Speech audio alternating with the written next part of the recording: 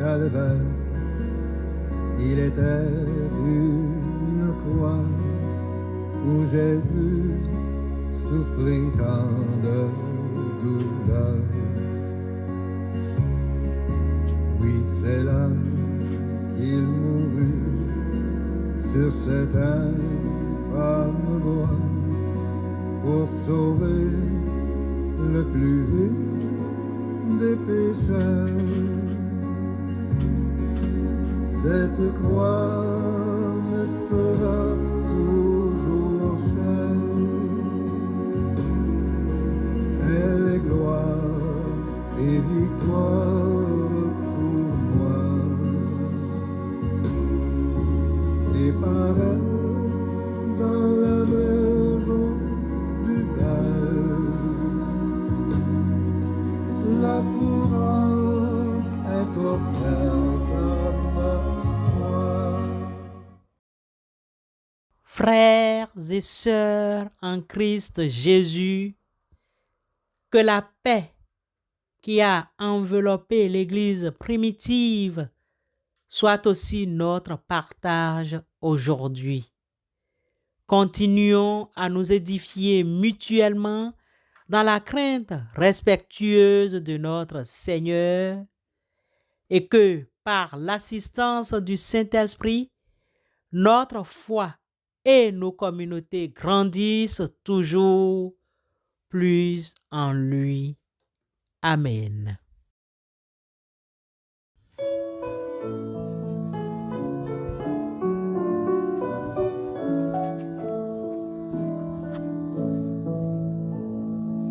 Ne crains point, le ciel se couvre, mais plus haut, vas-y les bleus.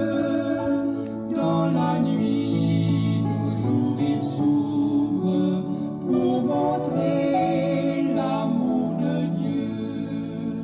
Ne crains point, non, ne crains point, car pour toi, l'amour de Dieu resplendit sous le ciel bleu. Ne crains point, non, ne crains point. Les versets 19b à 31 du livre des Actes des Apôtres au chapitre 9 rapportent une période de persécution intense menée par Saul, qui deviendra plus tard Paul. Sa conversion spectaculaire sur le chemin de Damas, lisez le livre des Actes des Apôtres au chapitre 9, les 30 premiers versets, marque un tournant majeur dans l'Église primitive. Saul, l'ancien persécuteur, devient un fervent prédicateur de l'Évangile. Suite à sa conversion, il y a une accalmie dans la persécution, permettant à l'Église de connaître une période de paix relative dans les régions mentionnées. Que pouvons-nous apprendre pour notre édification et notre croissance de nos jours? Retenons pour ce matin 4 leçons importantes. La première, la paix comme fondement de l'édification. La première chose que nous remarquons est que l'Église était en paix. Cette paix résultant en partie de la cessation de la persécution a créé un environnement propice à l'édification. De nos jours, cela nous enseigne que la paix, qu'elle soit intérieure ou au sein de la communauté, est essentielle pour une croissance spirituelle saine et une édification solide. Les conflits, frères et sœurs, les divisions et les tensions internes peuvent entraver sérieusement la croissance et l'épanouissement de l'Église et des familles. Rechercher et cultiver la paix est donc une priorité. S'il est possible, autant que cela dépend de vous, soyez en paix avec tous les hommes. Nous rappelle alors Paul dans sa lettre aux Romains, chapitre 12, le verset 18. Bien-aimés frères et sœurs, la deuxième leçon est l'édification comme processus continu. L'Église s'édifiait. Le verbe grec utilisé ici implique un processus continu de construction et de renforcement.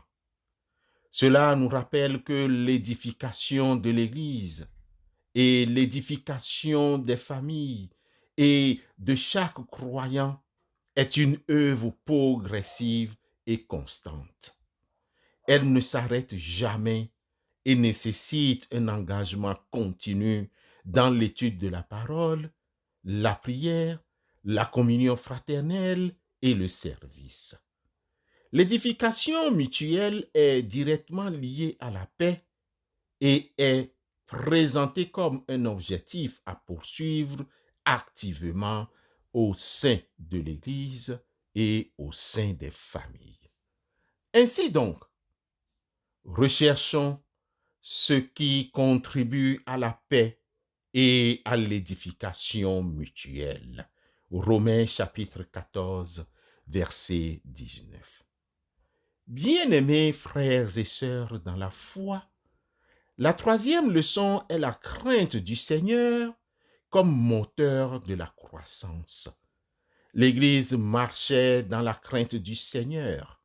Cette crainte ne se traduit pas par une peur paralysante, mais plutôt par un profond respect, une révérence et une obéissance à Dieu. La reconnaissance de la sainteté et de l'autorité de Dieu doit être un moteur de notre vie chrétienne et de la vie de nos communautés. C'est dans cette attitude de respect et de soumission que nous sommes conduits à vivre selon ses voies. Le sage nous rappelle, dans le livre des Proverbes au chapitre 19, le verset 23, que la crainte de l'Éternel mène à la vie, à la satisfaction, et l'on n'est pas visité par le mal. Frères et sœurs dans la foi en Christ, la quatrième leçon est la dépendance du Saint-Esprit pour la croissance véritable. L'Église croissait par l'assistance du Saint-Esprit. La croissance de l'Église primitive n'était pas le résultat de stratégies humaines ou de simples efforts organisationnels, mais de l'œuvre puissante du Saint-Esprit. Pour nos églises aujourd'hui, cela souligne l'importance cruciale de dépendre du Saint-Esprit pour une croissance véritable et durable. Nous avons besoin de sa direction, de sa puissance et de ses dons pour toucher les cœurs, transformer des vies et multiplier le royaume de Dieu. Nos efforts humains doivent être constamment alignés et soutenus par l'Esprit de Dieu. L'Église était en paix dans toute la Judée, la Galilée, la Samarie, s'édifiant et marchant dans la crainte du Seigneur, et elle s'accroissait par l'assistance du Saint-Esprit. Actes des Apôtres, chapitre 9, le verset 31. Frères et sœurs dans la foi en Christ, les Actes des Apôtres, chapitre 9, le verset 31, nous prescrivent l'édification et la croissance de nos jours. Il faut prioriser et cultiver la paix au sein de nos communautés et dans nos cœurs. Il faut embrasser l'édification comme un processus continu d'apprentissage et de croissance spirituelle. Il faut marcher dans une crainte respectueuse du Seigneur, reconnaissant son autorité et vivant en obéissance à sa parole. Dépendre entièrement de l'assistance et de la puissance du Saint-Esprit pour une croissance authentique et selon la parole de Dieu. Frères et sœurs dans la foi, en appliquant ces principes, nos églises, nos familles peuvent non seulement se renforcer intérieurement, mais aussi croître et impacter le monde qui nous entoure avec l'évangile de Christ Jésus, tout comme l'Église primitive l'avait fait. Amen.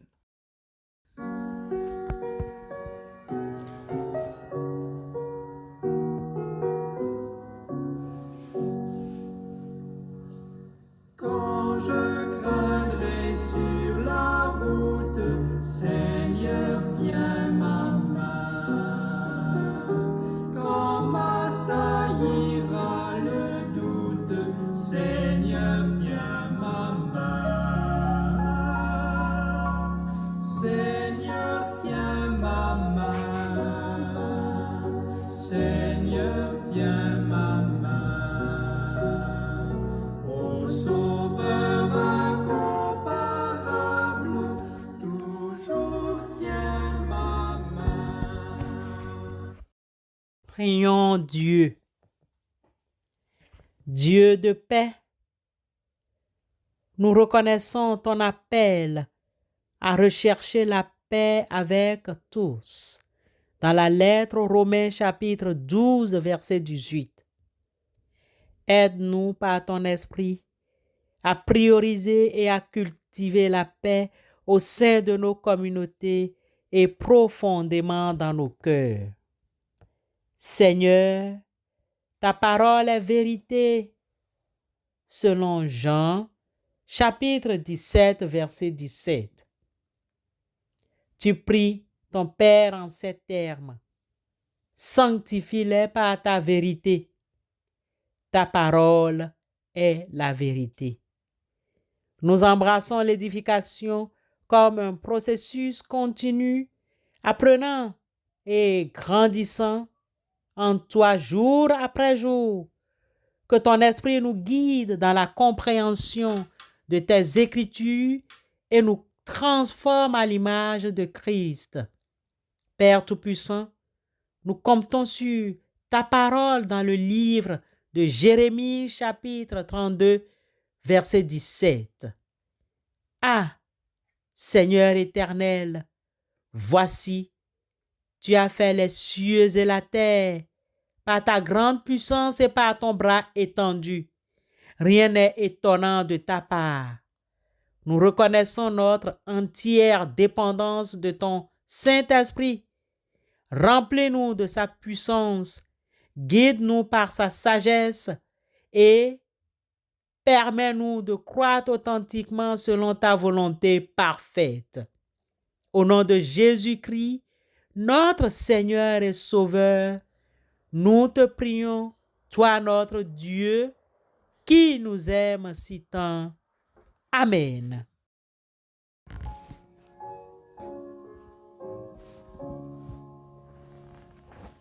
Lorsqu'au réveil tu perds courage, sous un fardeau trop pesant, et que tu sens gronder l'orage, pour prier, trouve un moment dès l'aurore, un autre au milieu du jour, et le soir un instant encore, pour prier avec amour. Que le Dieu de toute grâce nous sanctifie abondamment par sa vérité. Que sa parole soit notre fondement inébranlable, la lumière sur notre sentier et la force de notre transformation. Soyons mis à part pour son service et que notre vie témoigne de sa sainteté qu'il nous accorde en Jésus-Christ. Amen.